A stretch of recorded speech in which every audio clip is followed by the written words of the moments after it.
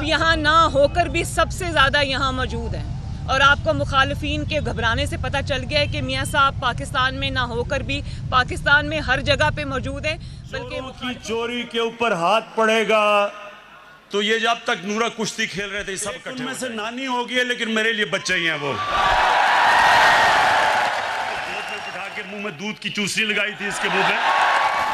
ये बच्चों का मसला तो बहुत बाद में आता है। आप ये मुझे बताएं कि रोटी 30 रुपए की होने जा रही है, आटा गायब है मार्केट से, और लोग दवाइयों से 500-600 गुना दवाइयों की प्राइस में इजाफा हो गया। आपको वज़ीर आज़म कहाँ नजर आया? आपको वज़ीर आज़म कहाँ नजर आया? और जब जब आपको नवाज शरीफ साहब ने ये कहा गुजरांवाला के जलसे में भी और उससे पहले भी कि इमरान खान हमारा हदफ नहीं है, इमरान खान रास्ते में से हट जाए, बड़ों की लड़ाई में बच्चों का काम नहीं है, तो वही करके दिखाया उन्होंने। अब ये मुझे बताओ, कराची में जो हमला हुआ मेरे ऊपर और कराची में जो स्टेट अबव स्टेट सामने आई, उसमें कहाँ है इमरान खान? उन्होंने ये बता दिया है कि मैं ना किसी गिनती में हूँ, ना मैं किसी चीज़ में रेलेवेंट हूँ। ये 2-3-4 बड़े बड़े लोगों की लड़ाई है, उसमें इमरान खान कहीं भी नहीं है भाई। ना वो इन बच्चों के साथ है, ना वो गरीब के जो चूल्हे बुझ गए हैं वहाँ है। और दवाइयाँ आप देखो, हर घर में डायबिटीज़ का मरीज़ है, हर घर में शुगर का मरीज़ है, इंसुलिन कितनी महंगी हो गई है, दवाइयाँ कितनी महंगी हो गई, लोगों का मरना भी मुश्किल हो गया। अब रोटी 30 रुपए की होने जा रही है, आटा चीनी इतनी महंगी हो गई। इस गवर्नमेंट का कोई, चलो जाली सही, नालायक सही, लेकिन कोई दिल में दर्द होता है, कोई एहसास होता है आवाम का। आप जवाब दो इन लोगों को। इतनी क्रिमिनल एपैथी अच्छी बात नहीं है। मुझे तो समझ नहीं आती कि ये इन्होंने अल्लाह ताला को जवाब नहीं देना। और 2 साल में इनका जो हाल हो गया है वो इसलिए इनकी नालायकी और नाअहली की वजह से नहीं हुआ, इन जो ऑपोजिशन की वजह से नहीं हुआ, या अवाम की बददुआओं की वजह से हुआ है, इन जैसे स्टूडेंट्स की बददुआओं की वजह से हुआ है। पीडीएम की जितनी भी क़यादत है वो अपनी तकारीर में, अपने किताबात में जनरल आसिम सलीम बाजवा का जिक्र करती है, सीधे मांगते हैं। अभी तक पीडीएम अदालत में क्यों नहीं गई? क्या आप अदालत में जाने से घबरा रहे हैं, या आप 3 माह के अंदर किसी रिलीफ के मुझे तनकीद की आड़ में आपको रिलीफ मिल जाए? देखें, जल्द या बदेर जनरल आसिम सलीम बाजवा को अदालत के सामने, कानून के सामने पेश होना ही पड़ेगा। ये नहीं हो सकता, कोई मुकद्दस गाय नहीं है यहाँ पर।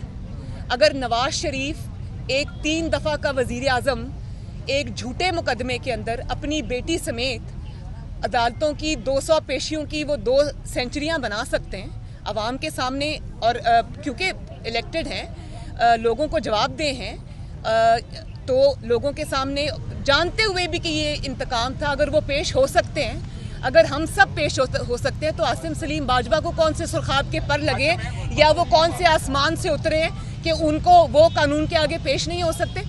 और सिर्फ एक मुशीर के ओहदे से या SAPM के ओहदे से मुस्ताफ़ी हो जाना ये काफ़ी नहीं है। आप न सिर्फ ये कि CPEC की अथॉरिटी से, और बल्कि आपने इम्यूनिटी क्लेम कर ली। क्यों? क्या है ऐसा छुपाने के लिए? आप कौन सा आसमान से उतरे कि आपको इम्यूनिटी दी जाए, आपको नैब से इम्यूनिटी दी जाए, आपको कानून और उससे अदालतों से इम्यूनिटी दी जाए? क्यों? आपने ऐसा क्या किया जिसकी पर्दादारी है? आपको जल्द या बदेर, आज तो ये इमरान खान के पीछे छुपे हुए हैं ना, और रिटायर होके भी फ़ौज की वर्दी के पीछे छुपे हुए हैं, लेकिन मैं आपको एक बात बता दूं, जल्द या बदेर आपको कानून का सामना करना पड़ेगा, जवाब देना पड़ेगा, पाकिस्तान के अवाम को जवाब देना पड़ेगा कि एक छोटी सी तनख्वाह पे रहते हुए आपने अरबों रुपए के असासे कैसे बनाए। आसिम सलीम बाजवा से इकामा का जवाब नहीं मांगा जा रहा, आसिम सलीम बाजवा से कोई उनके ख़ानदानी बिजनेस के बारे में जवाब नहीं मांगा जा रहा, उनसे जवाब मांगा जा रहा है कि एक हम्बल बैकग्राउंड से होते हुए आपके ख़ानदान ने अरबों खरबों के असासे पूरी दुनिया में जो फैले हुए वो कैसे बनाए। और ये सवाल करना हमारा हक है, ये सवाल करना पाकिस्तान के अवाम का हक है। आज आप छुप सकते हैं, कल आपको छुपने का मौका नहीं मिलेगा।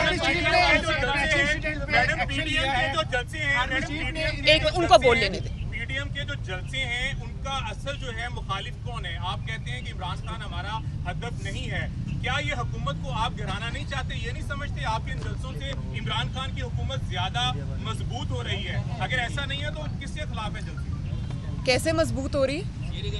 मैंने तो जो कराची में हुआ है उससे ये पता चल गया है कि हुकूमत में असल में कौन है। तो इमरान खान तो हुकूमत में है ही नहीं, उसको तो एक डमी बना के कुर्सी पे बिठाया हुआ है। आप देखिए वो डमी भी गायब है 3 दिन से। इंसान अपने ओहदे की कोई लाज रख लेता है। तो ये कंट ने ये चीज़ वाजे कर दी है कि नवाज शरीफ साहब ने जो बात की थी स्टेट अबव स्टेट, और नवाज शरीफ साहब ने जो ये बात की थी कि इमरान खान सिर्फ मोहरा है और कुछ नहीं है और वो मेरा हदफ नहीं है, तो वो बात तो उन्होंने खुद ही, नवाज शरीफ ने तो सिर्फ बात की थी, आपने उसका अमली मुजाहरा खुद ही कर दिया। कौम को बता दिया कि स्टेट अबव स्टेट क्या होती है, कौम को बता दिया कि हुकूमत से ऊपर की हुकूमत क्या होती है। कराची इंसिडेंट पे आगे चीफ ने इंक्वायरी एक है वो जो है ना ऑर्डर किया है, तो आप समझते हैं कि वो दूसरे मत में जाएगी, उससे आपको इंसाफ है? देखिए मेरे ज़ाती ख्याल में वो रोज़े रोशन की तरह हर चीज़ आया है, उसके अंदर वैसे इंक्वायरी की ज़रूरत नहीं है। एक एक चीज़ वीडियो पे है, एक एक चीज़ CCTV फुटेज पे है, एक एक चीज़ का हुकूमत सिंध को भी पता है, सबको पता है। इसमें इंक्वायरी को अगर आप ये समझते हैं कि महीने बाद का वक्त देके आप इस बात को दबा लेंगे या आप इस बात के ऊपर कोई ग्लॉस ओवर कर देंगे तो ये नहीं होगा। मेरे ज़ाती ख्याल के मुताबिक उसमें इंक्वायरी की ज़रूरत नहीं है। हर चीज़ अवाम के सामने है, रिपोर्ट हुई है, और ये भी है कि जो इंक्वायरी हो वो सबके सामने हो।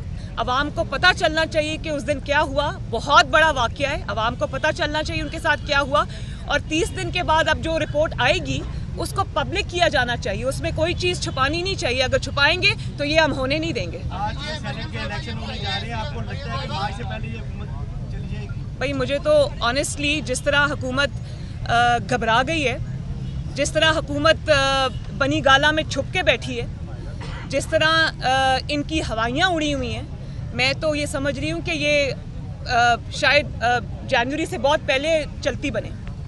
और दूसरी